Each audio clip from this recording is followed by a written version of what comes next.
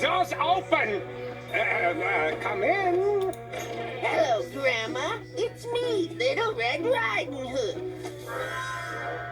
Sheesh, what happened to your house? I redecorated. What happened to your face? I know. I get cuter every year.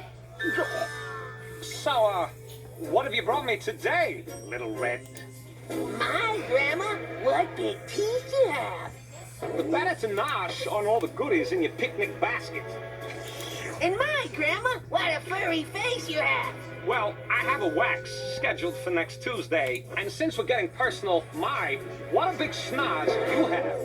The better to sneeze you away with. But sneeze, man, what about Huff and Puff Incorporated? I resign.